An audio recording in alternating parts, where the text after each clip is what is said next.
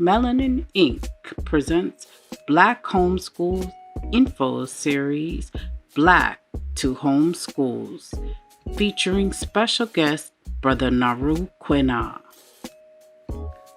Naru Kwina is an artist educator with over 25 years experience in early childhood development, administration, and conflict resolution. As a community activist, Naru initiated a Black Men's Forum, a playgroup for children of color, and has lent his talents to various events surrounding youth education, environmental awareness, political prisoners, AIDS, and healthy lifestyle choices. Brother Naru is also a veteran in the Bay Area hip-hop scene. In 1987, as Sir Quick Draw, he became one of the first artists from Oakland to record a rap record. Naru has performed with Run DMC, George Clinton, Last Poets, Spearhead, Digital Underground, Dead Prez, The Coup, Zion I, Living Legends, Azim, Sir Mix-a-Lot, Medusa, Exhibit, EA Ski, and CMT, Mr. Fab, The Loonies, Drew Down, and Hammer, and many other artists. Naru was the co-founder and lead vocalist of the group Organic Creations, which blended hip-hop, jazz, spoken word, and theater. Naru's 1998 NAP Never Again project was a groundbreaking double CD that featured spoken word, hip-hop, and a touch of jazz and soul. In 2004, Naru started a company called Hip Learning, which he uses to this day as a vehicle to teach. His Hip Learning incorporates music and educational lyrical content as a means of teaching mainly science to children around the globe. Cultivating Minds with Rhyme. Naru, in collaboration with the African Scientific Institute, was awarded a 2004 Creative Work Fund Literary Arts Grant, which he used to turn hip science into a 1-hour play. Also, in 2004, Naru Kwina co-founded Alternative Minds Foundation with his wife, Jorah Trang, out of the need for innovative educational projects in the Bay Area that incorporate artistic expression, cultural diversity, and that appeals to a variety of learning styles. Alternative Minds have produced various programs like Afro Lit and Viral War. In 2007, 2008, and again 2019 through 2020, Naru was awarded the City of Oakland Cultural Funding Program grant. And in 2009, 2010, Hip Learning was awarded the Oakland Indie Award for Youth Empowerment. So thank you so much, Brother Naru, for joining and participating in this conversation series about homeschooling, Black homeschools. You know, it's the back to school time, Black to School, and we're doing a Black to Homeschool series on information about homeschooling for parents, for educators, for anybody that's interested, anyone that has done some homeschooling, or even educators like yourself who are able to share some information about curriculum, resources, ideas, suggestions. Any type of information that you share with us is really helpful. So thank you so much for joining us. Oh, no worries. And so I basically want to just start with finding out about you. Have you tell us about yourself? Can you just tell us about your background, your cultural background, your work background, family, education, that type of thing? Well, I'm a descendant of African people who were stolen, forced into unpaid labor here in so-called America. So, don't know a whole lot about back there, but my family is from the South, from Louisiana, and on my mother's side and my father's side, who I don't know a lot about, are from Arkansas. So I do know that my mom and father were both born here in Oakland, and that's where my background lies in California, the West Coast.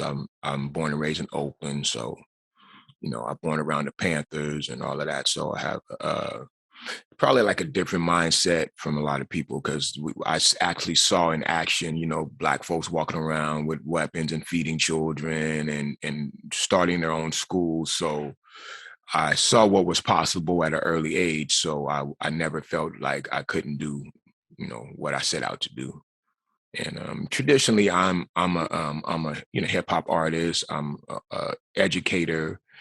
Um, guess entrepreneur, started a company called Hip Learning where I use science and other things to teach children. And just recently just started a film company as well. So I'm very busy. I'm a grant writer and do a lot of things where I wear a lot of hats. Yes. And so, what was the experience you had as a homeschooling family? So I would say that the experience I had was just being able to take time off and be with my daughter from the time she was 2. And it wasn't very long because she actually did want to go to school later, but I homeschooled her from 2 until like 4.5. And a lot of people don't even consider that homeschooling, but I do. And I had one-on-one time with her, as well as the ability to form a play group with some folks that I met out. We formed a play group for people of color, and then we did a lot of uh, field trips and special classes together. So it was beautiful to have that space. But the most important thing was that I got to learn who my daughter was, Mm. how she learned, because I had one-on-one time with her, and I feel like that's very valuable, even when if you have 1 or 2 children, just to spend individual time with each one, because they're all different. Every child is, and they might not all react the same way to different methods of learning. So you might have to tailor what you do for each child. And since I only had one child, it was pretty easy for me to just watch her and see how she learned, see her growth. And where I thought she had a ceiling, she didn't. She was just able to push through lots of things, and I was able to adjust the information that I provided her and just stop putting limitations on her and let her set her own limits. When she got tired or if it was too hard, if she didn't feel like pushing through for that moment, then we could take a break and go back to it. And it was just a beautiful experience. I just put alphabets all around the house, words, and let her come and ask me what it was, and sounded out letters with her from a very early age. And I even potty trained her and everything. So it was a rich experience. It all, taught her how to cook and, clean everything. It's homeschooling is more than just academics. So I feel like it's the whole, you're addressing the whole child. Mm. It's a very interesting point in terms of what's the difference between choosing to homeschool and choosing to send your child to daycare or to school, and what their experiences will be like, and what sort of enrichment you're offering them is very different from a regular school day or a regular daycare program. And so, what was some of the reasons why you chose not to send her to a regular program?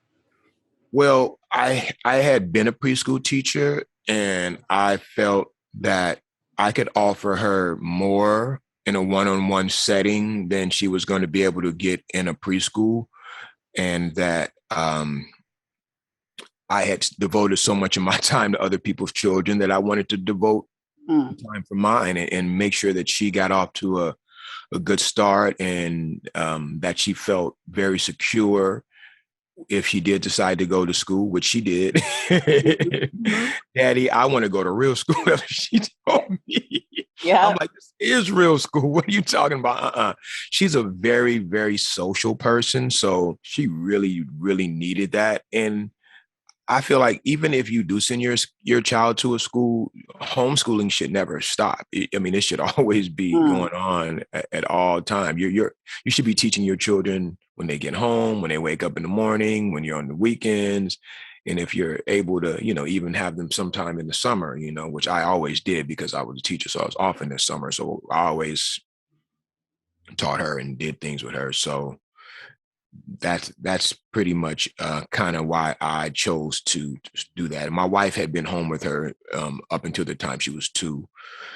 And so we were lucky that we were able to be able, to have one person work and one person take care of the child. I know every family's not able to do that. So we just, were in a good position to do that. And I was very thankful that I was, because the time I spent with her was the most valuable time I've ever had. And I was able to form a bond with her.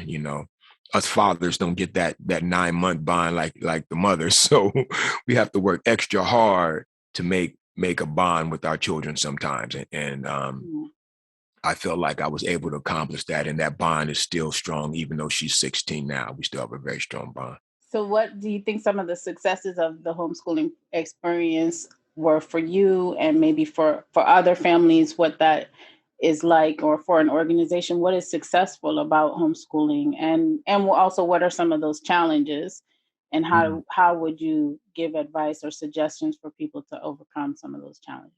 Successful for us was that we were both able, to take time off and spend time with our daughter.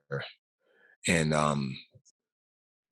finding like-minded people was also a success for me. Mm. One of the challenges in the beginning was that I was, a man home with my daughter.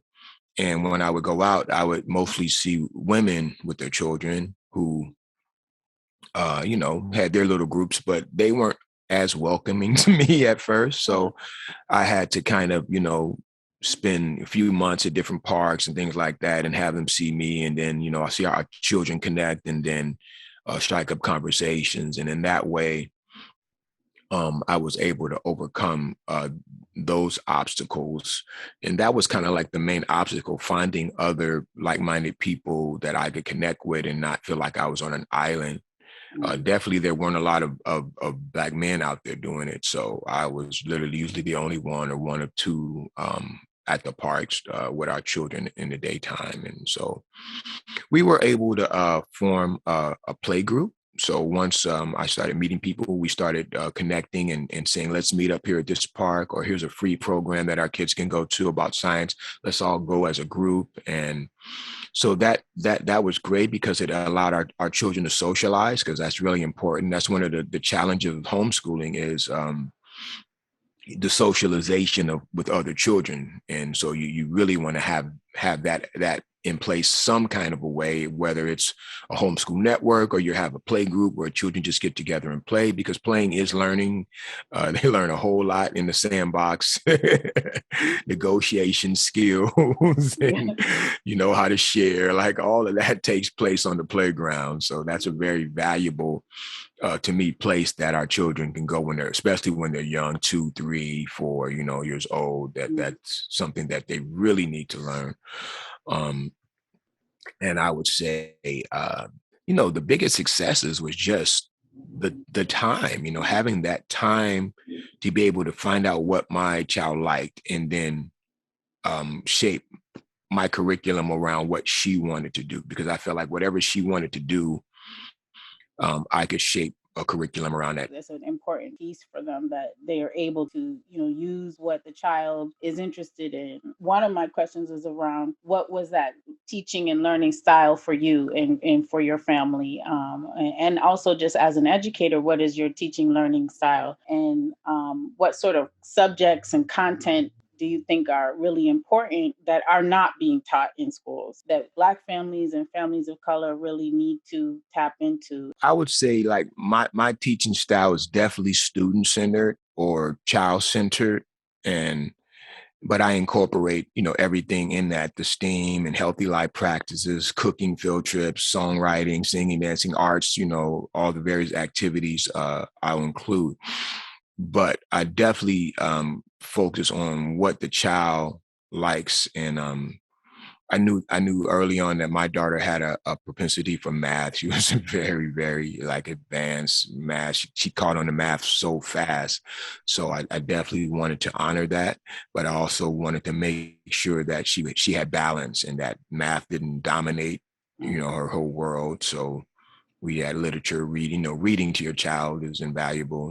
That's one of the most important things. And um, I I was I'm going to go to the part now about when you were talking about what as a Black family. So my wife is from Vietnam, so we don't have a total Black family, but we're very Black centric because I am.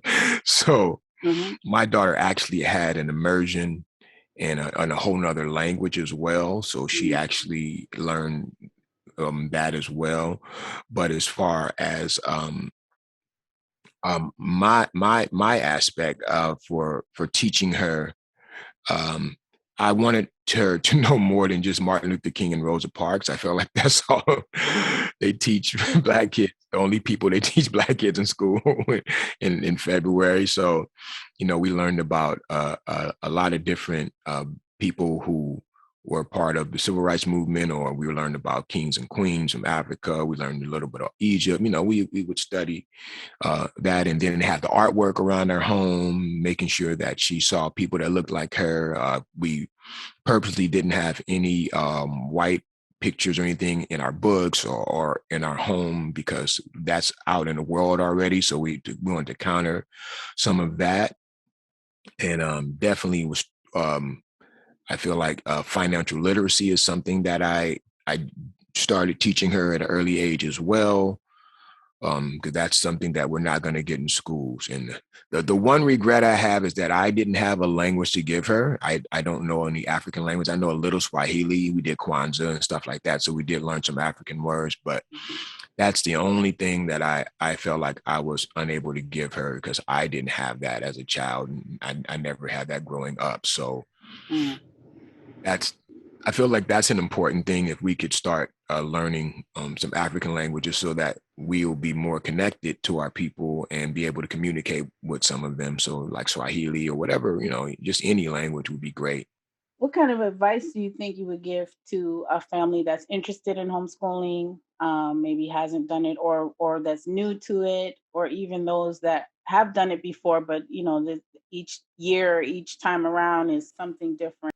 Well, I mean, if you're able to do it, I think the best advice I can offer is what I was talking about before, is like setting up a program that fits your child. You got to really get to know your child, truly watch and see what they like to do.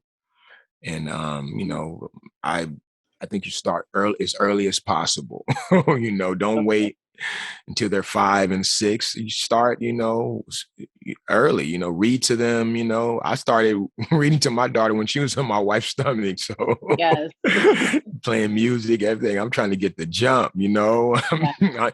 And I don't, never spoke to her in baby talk. Always spoke with her with, real language, real words. I'm not a proponent of the baby, the goo goo gaga and all that type of stuff. No, I always spoke to her as a human being, Mm-hmm. and honored her time.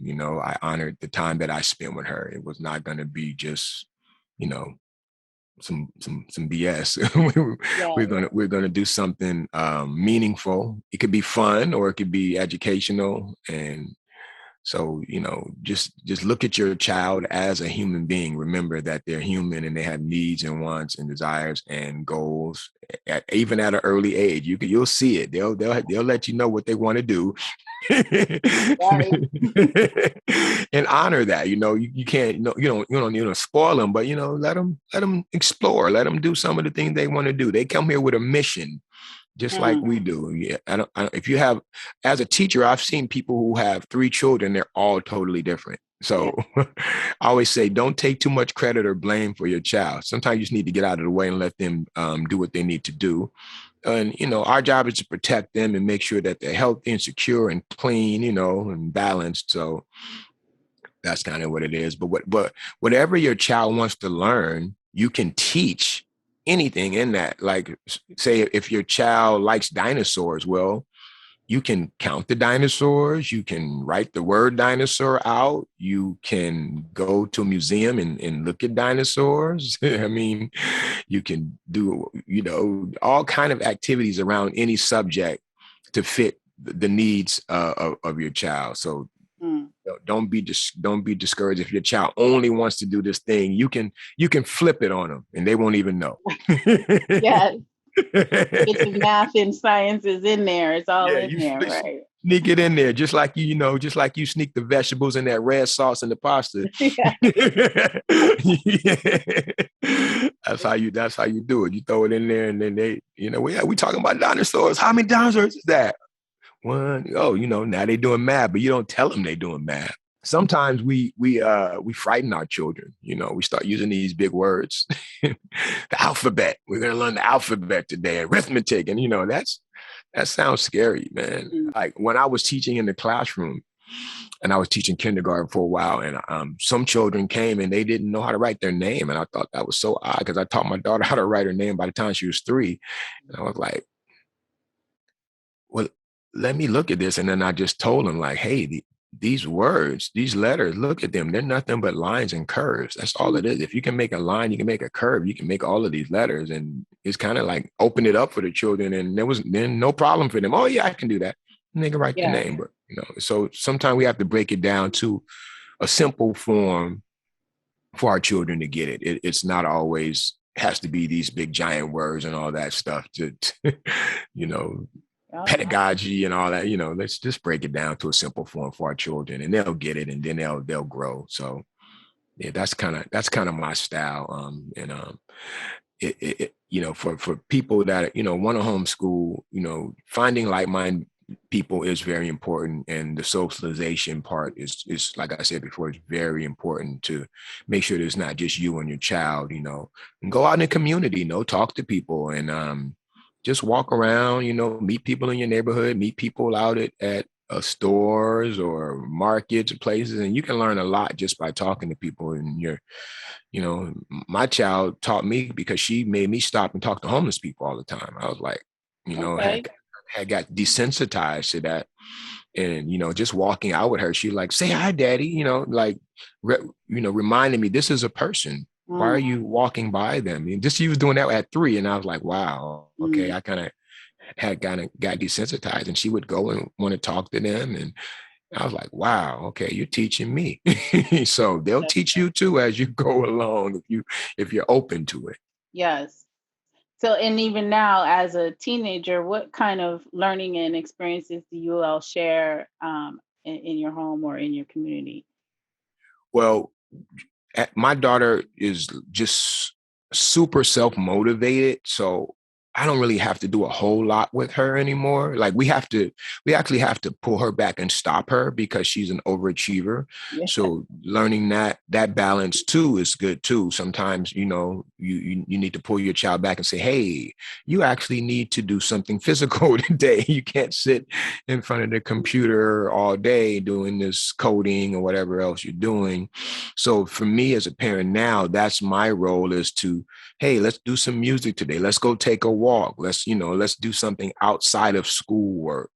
So that's kind of my role, to address her, the wholeness of her, and, cooking with her or something like that, to take her outside of that mundane everyday thing. But she's great. She's an audio engineer. She sings, and she's into martial arts. So she got a lot going on. So she's actually pretty balanced. So that's kind of what my role is now, just to kind of, keep her on a good path. So this self-directed learning and this relationship with entrepreneurship is something that I'm very interested in. Also, your organization, Alternative Minds and Hip Learning, it's offering arts, it's offering, education, it's offering culture, but it's also offering opportunity for people to develop as leaders, and so I'm interested in that and how you think self-directed learning, which, you've talked about, relates to developing at leadership and developing entrepreneurship. And if there are things that, you think maybe homeschool is offering, but generally public school seems geared for something that's not towards leadership or entrepreneurship. Well, yeah, I mean, I feel like the public school system is geared towards keeping our children permanently an underclass to serve capitalism. And then also, so the school to prison pipeline is very evident with Black males and Black females as well, but mostly Black males taking the fathers out of the homes and things of that nature. So the public school system to me is most times against what we really want to do. And it doesn't teach you to start a business. Like I said before, they're not teaching financial literacy in school. So if you're not doing that, that lets me know you don't have our best interest at heart. So that's one thing that we can do when we have our children at home is, curtail our curriculum to them. And, being self-directed, I believe some people come with it and other people have to learn it. It's just not an easy thing. It's not something that most of our parents are teaching us when we're young. So if you see that in your child, you please foster that. You have to allow your child to find their own way, but help guide them. And as a parent or an adult, sometimes we have to force ourselves to learn things outside of school. We have valuable resources now. We can learn anything we want to on the internet, and so there's no reason that you can't learn about cryptocurrency or stocks or investing in real estate or things like that can offer financial freedom. And when you have financial freedom, then you feel secure and you can do more things with your family, than you're working at a 9 to 5. I mean, sometimes it is more work starting off for yourself when you want to start to build a business. Um, I learned the grant writing skill at home. So I was able to get funding. There's a lot of money out here for different projects, definitely dealing with our youth. Mm-hmm. And also, when I started a nonprofit with my wife, we were able to offer fiscal sponsorships to other people who didn't have nonprofits, but had great ideas that they wanted to do, and able to get them, some funding and get their programs off the ground. And our goal is always to, just pull them along until they can do their own thing. We're not really trying to, have a lot of people up under us. We want to just show people how to make money. We offered different resources, whether it's help with grant writing, legal aspects, or hooking people up with various networks that they're looking to be a part of. That's kind of the things that we offer. And it's been pretty successful. We've been doing 15 years. We're still rolling, so I think we're doing okay. Nice. Yes, thank you. I really appreciate this. This has been great exercise for me to think about more about what I'm doing. It's always good to be able to vocalize what you're doing, and I wrote some things down like, oh yeah, okay, that's really good. I think I can use that in something that I move forward, because it's a good exercise. So I appreciate you. You asked some really good questions. Awesome. Thank you so much for participating and sharing your knowledge with us so that we can, continue to have conversation and grow and develop from what people are doing. What you're doing out there is amazing and wonderful. And I'm going to share links and some more of your work. And thank you so much for just, uh, for answering all of my questions. I hope I got them all. Yes, definitely. That information is really great and helpful for people who are interested in, finding different ways of approaching homeschooling and different ways of even just supplementing. Yeah, I think one thing that's also to say is that you're not alone out there. Sometimes you can feel like you're on an island, but you're not. And there's a lot of great resources for Black homeschoolers on the internet as well now. Like when I started out, I don't think there was a lot of that, but there's a lot of resources out there. So, templates, if you need those type of things, there's videos. I mean, there's so much. So there's no excuse really not to incorporate at least some of that with your child. That's right.